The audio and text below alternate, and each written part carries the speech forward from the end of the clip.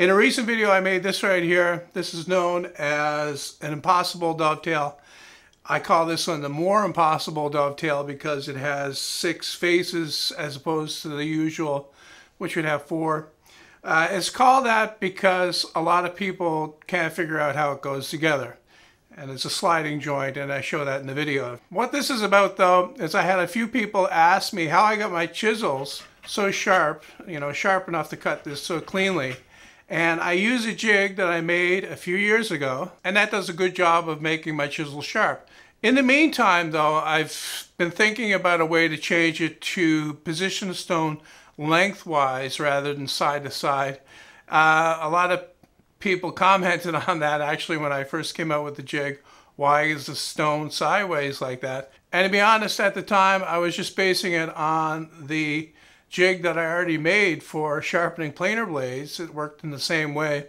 So I've decided in the meantime to change it, and I finally got around to that recently. The plans are available on my website, just like the old ones were, same price. The old ones are still there if you prefer to have the side-to-side one. But I think for most people, this is going to be, a little bit more traditional back and forth type thing. The first thing I did was I printed the plans so that I have everything on hand when I came out here to build it. Then I cut out all the parts, drilled all the holes, and made them ready to assemble. And that's what I'll be doing in this video. The first step in the assembly is to prepare the base by adding strips to it that will, first of all, hold the stone in place and also be a stop for the tool holder as it slides back and forth.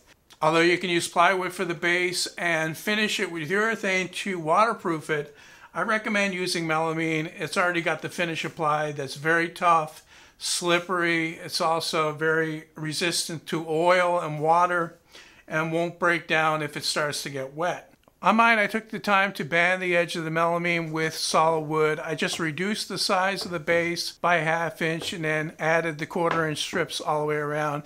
After the base is done, the next assembly step is to fasten B1 and B2 to part C, and I'm just using regular woodworking glue and 1 1/4 inch brads to hold it on there. Next, I'm going to attach part D, which is a piece of slippery plastic, although you can use hardwood for this as well. After that's done, I can start working on part A. I want to put the locking bar parts in. In the plans, I recommend securing the machine screws onto the locking bar itself with epoxy.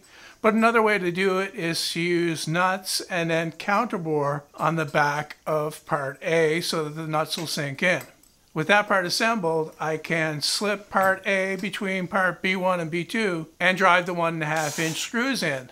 I'm going to drive these all the way in, then I'm going to back them out a little bit so that part A is free to rotate up and down to change the angle.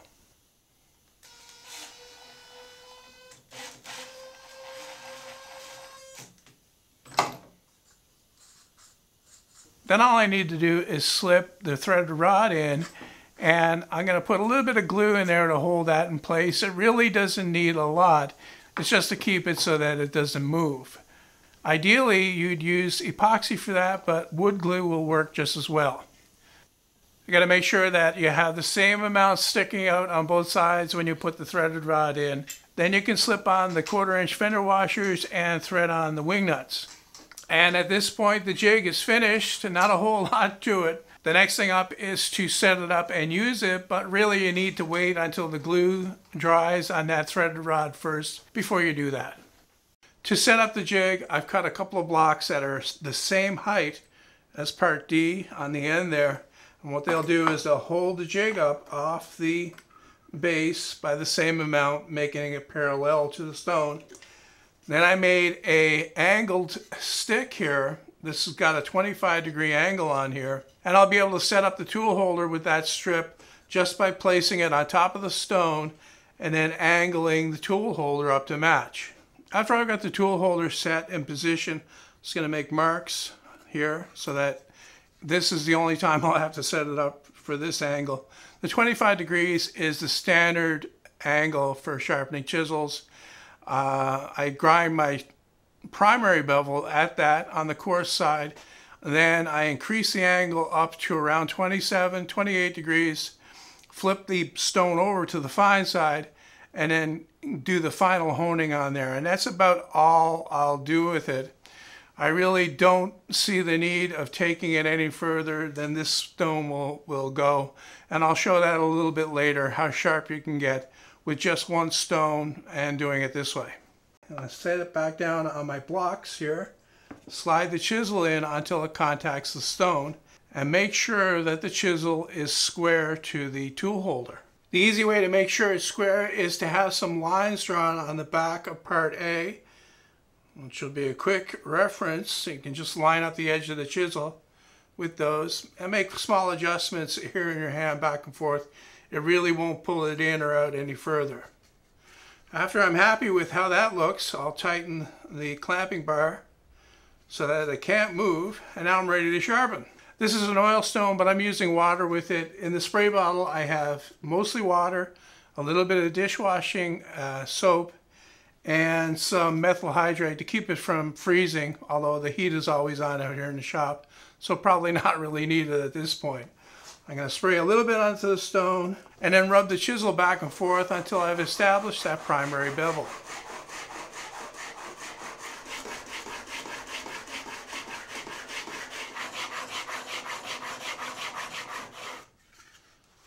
If your chisel's in good shape, like mine is, because I've been using this type of jig all along, this won't take long. You basically have to do this again after you've sharpened it or honed it on the fine side a few times, and the secondary bevel is getting a bit too wide. It will take a little bit too long to sharpen it. Now, on my primary bevel, I only go to the coarse stone. I don't bother with the fine. I'm going to change the angle now on the jig to 30 degrees, which is what I use as the secondary bevel on my block plane blades, which I'm going to sharpen next. And then I'm going to divide the difference between those two, and that'll be my secondary bevel for the chisel.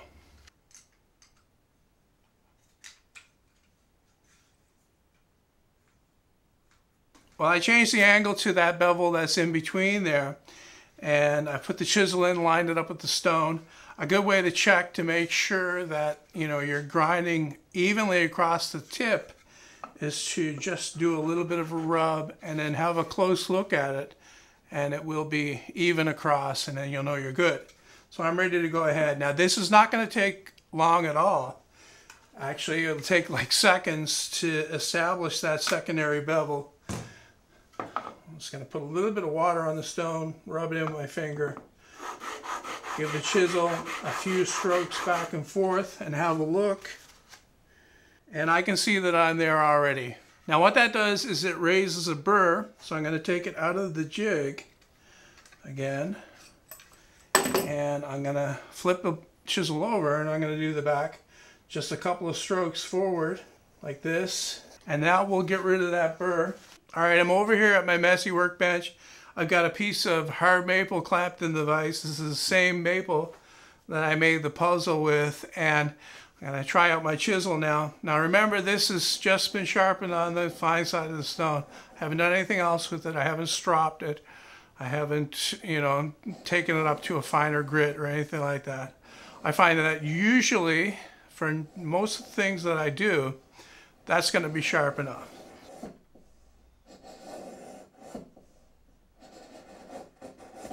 A lot of people say that cutting across end grain on softwood is probably harder to get a clean cut with because it is soft. It does bend over more easily.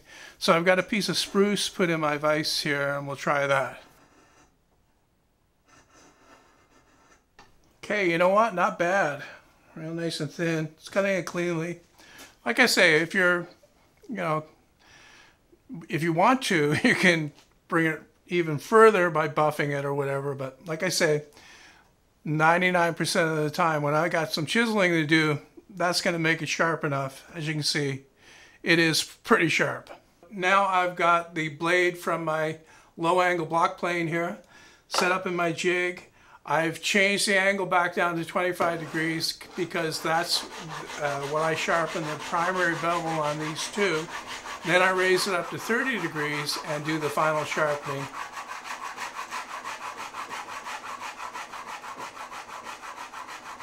Okay, it looks really good. I had a little bit extra to do here because at some point I just took it out of the plane and did it by hand. Which, if you have a jig like this, it's really not a good idea because you just may wind up making more work. It takes seconds to get it set up in the jig. It would take literally seconds to reestablish a perfect cutting edge, so it was always better to do that. So once again, I'm just going to flip it over and rub it across the back of the blade to remove the burr. I've got the blade put back on my plane. I've got the 2x4 that I was chiseling on earlier. I cut the end off so it's nice and clean. And I'm going to try to shave off some of the end grain on that.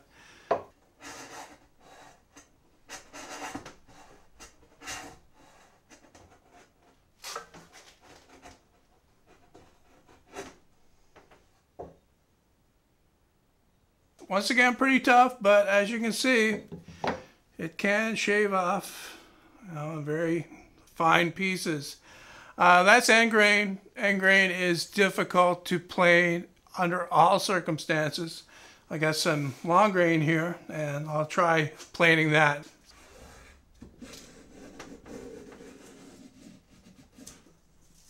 I'm pretty sure this is a piece of curly maple too, because the shavings are coming off a little kinky.